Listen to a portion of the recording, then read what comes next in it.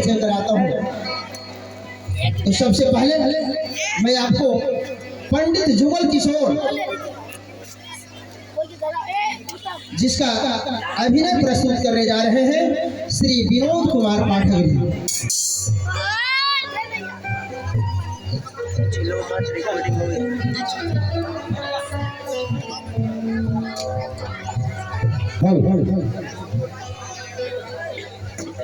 भाई मैं ऐसा पिता हूँ, कर्जे के लिए अपनी बेटी को भी गिरवी रख दिया।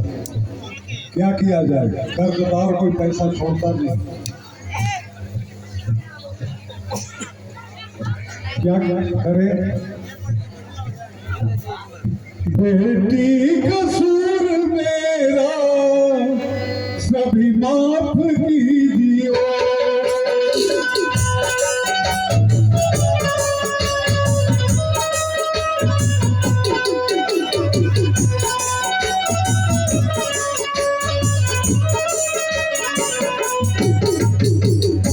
बेटी कसूर मेरा सभी माफ कीजिए। लाचार है तेरा पिता, अरे लाचार है तेरा पिता, सच जान लीजिए।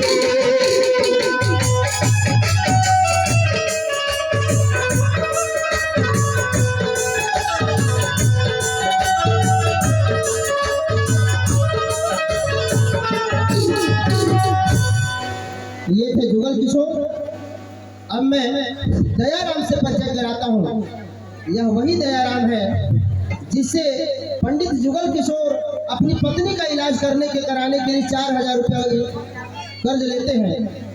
तो दयाराम जिसका नाम दया है बिल्कुल, लेकिन दया करना उसका काम नहीं है। तो दयाराम जिसका अभिनय प्रस्तुत करने जा रहे हैं संतोष कुमार पाठक।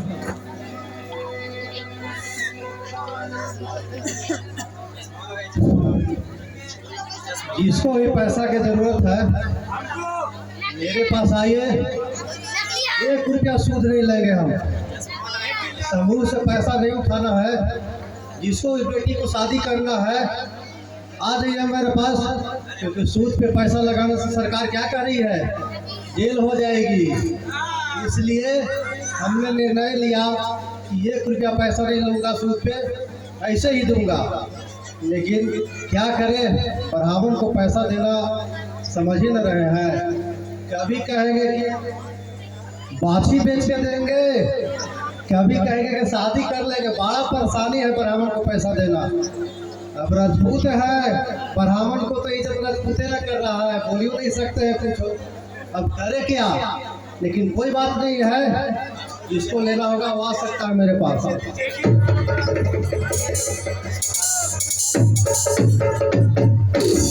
अब इसी दयाराम को पैसा देने के लिए पंडित जुगल किशोर जानकीनाथ से पैसा लेता है।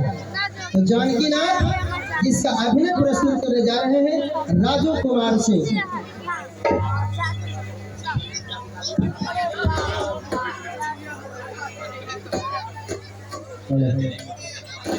जिसको भी पैसा की जरूरी है मेरे पास आइए। मैं पैसा की जरूरत है मेरे पास आए। 2%, 5%, 10% फिर मैं पैसा दूंगा, ऐसे किसी को नहीं दूंगा। अरे लुटा के अपना सारा माल, मुझको बनना नहीं कंगाल। लुटा के अपना सारा माल, मुझको बनना नहीं कंगाल। दे दो अपना सब तत्काल, दे दो जल्द जल्द।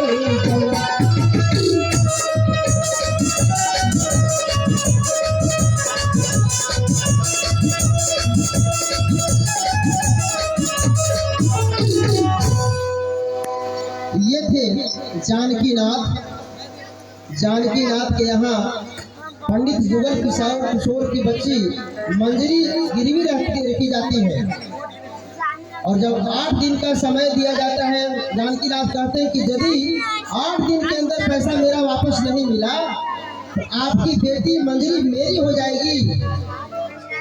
अब 8 दिन के अंदर जलालुद्दीन घर से निकलता है पैसे इंतजाम करने के लिए, इधर उधर बहुत भटकता है।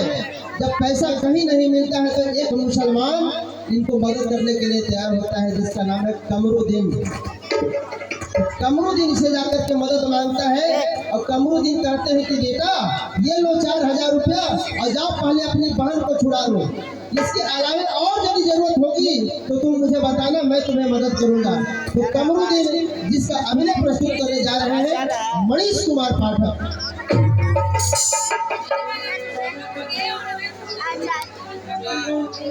हम एक नेक दिल इस्लाम धर्म को मानने वाले मुसलमान हैं। अगर किसी को, मैं एक हाजी और नमाजी मुसलमान हूँ, अगर किसी को मदद की आवश्यकता हो तो आप मेरे पास आ सकते हैं। मैं दुनिया की किसी भी तरह का मदद कर सकता हूँ। अरे ऐ गुलफान मुझको जैसे ज्यादा मारी मोरी जान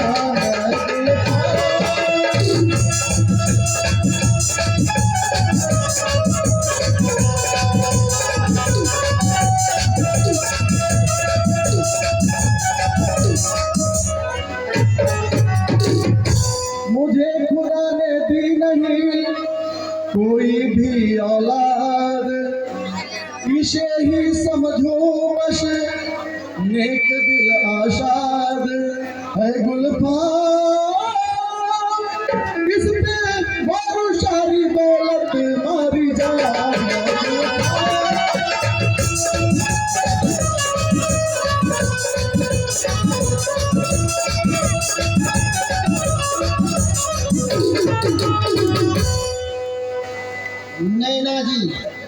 नैना जी राय बहादुर जानकीनाथ का नौकर है, वह एक आंख का काना है। नैना जी जिस समय मंजरी की इज्जत ले रहे थे, उठना चाह रहे थे, उसी समय नैना जी आ जाते हैं, पूछते हैं क्या हो रहा है सेठ जी। तो जानकीनाथ बताते कुछ नहीं, मंजरी को काम बतला रहा हूँ। और मन मन कहता कि देखिए साला अभी ये खाना को आना था। जुगल नामक ब्राह्मण को जानकीनाथ अपने नौकर के हाथों मरवाता है और नैना जी को 500 रुपया देकर के कहता है कि सुनो नैना जी, आपको एक बात कहना है मेरे तरफ से। क्या कहना है? आपको कहना है कि जुगल ब्राह्मण को पंडित जलालुद्दीन ने मारा। तैयार हो जाता है नैना जी, कहाँ हम कह देंगे। जब कचहरी में जाता है नैना जी, और कचहरी में अदालत में जब खड़ा किया जाता है उनको, और जज के सामने कहा जाता है कि नैना जी बोलिए आपके बच्चे हैं कि नहीं है। कृपया आवाज बंद कीजिए, आवाज नहीं करेंगे। जज जब पूछता है कि बोलिए आपके बच्चे हैं कि नहीं, तो हाँ बच्चा है। कितने बच्चे हैं? तो एक बेटा और एक बेटी है। जज कहते हैं कि आप अपने बेटा और बेटी का कसम खा करके कहिए कि जुगल नामक ब्राह्मण को किसने मारा। तो नैना जी कहते हैं जानकीनाथ जी से कि अब जानकीनाथ जी, हमको ये मालूम नहीं था कि कचहरी में बेटा और बेटी की क्रिया किया जाता है। हम यहाँ झूठ नहीं बोलेंगे, आप अपना पैसा लीजिए और जो सही बात है वही हम कहेंगे। तो नैना जी कह देते हैं कि पंडित जुगल किशोर को जानकीनाथ अपने नौकरों के हाथ मरवा दिया है। तब जाकर के जानकीनाथ को फांसी की सजा सुनाई जाती है। तो नैना जी जिसका अभिनय प्रस्तुत करने जा रहे हैं श्री परीक्षा पासवान जी।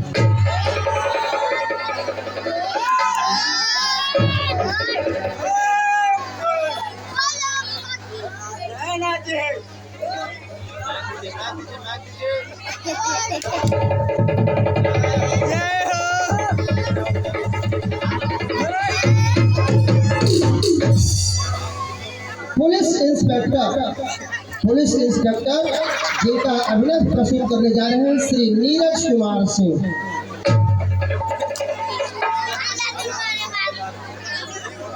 सभी शायद अभी वो थाने पर ड्यूटी बजा रहे हैं। जज आज के इस खेल के में जो जज है उसका अभिनय प्रस्तुत करेंगे श्री हिमांशु पाठक जी। माइक ले लीजिए, माइक लीजिए।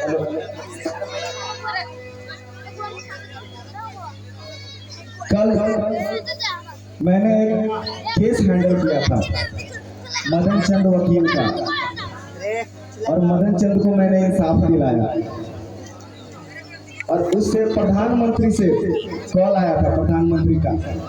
वो बोले कि आपने इतना अच्छा केस लड़ा, आप जज क्यों नहीं बन जाते हैं?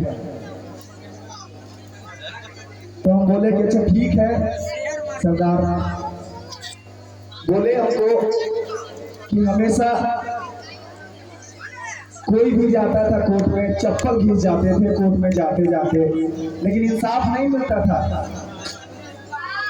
गहने बिक जाते थे, जेवर बिक जाते थे, लेकिन इंसाफ नहीं मिलता था।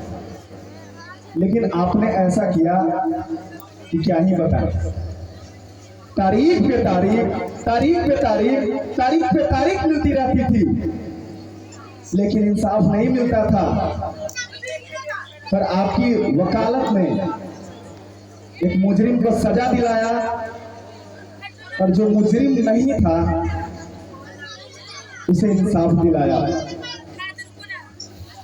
कल धारा 300 के तहत मदन चंद को सजा मिलने जा रही थी, पर मेरी वकालत में उन्हें सजा दिलाने से रोक दिया, और उसी के कारण आज मैं जज बन गया हूँ। किसी को भी, किसी का भी जमीन का मैटर हो, सीधे आपको थाना में जाने की जरूरत नहीं है, सीधे आप कोर्ट में आइए, उसका हल हम निकालेंगे, ये जज निकालेगा।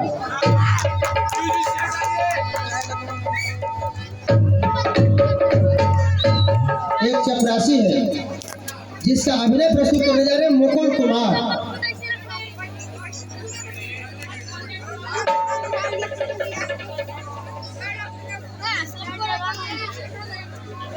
शायद वो आपके सामने अभी उपस्थित नहीं हो पा रहे हैं। जेलर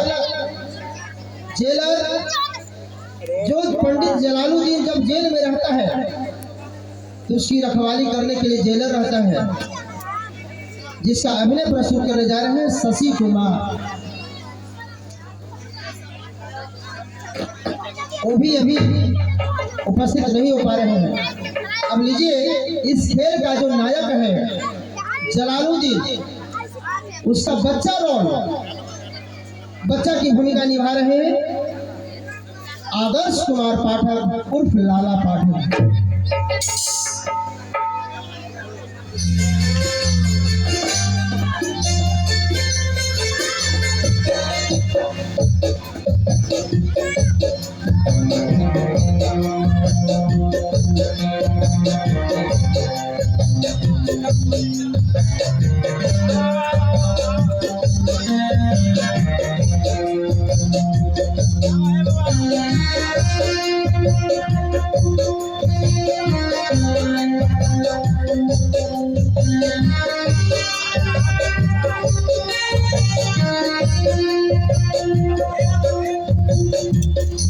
हम हैं गरीब, हमको रोटी कौन खिलाएगा? हम हैं गरीब, हमको रोटी कौन खिलाएगा? पैसा न कौड़ी है, पैसा न कौड़ी है, पानी कौन पिलाएगा? हम हैं गरीब, हमको रोटी कौन खिलाएगा? हम हैं गरीब, हमको रोटी कौन खिलाएगा?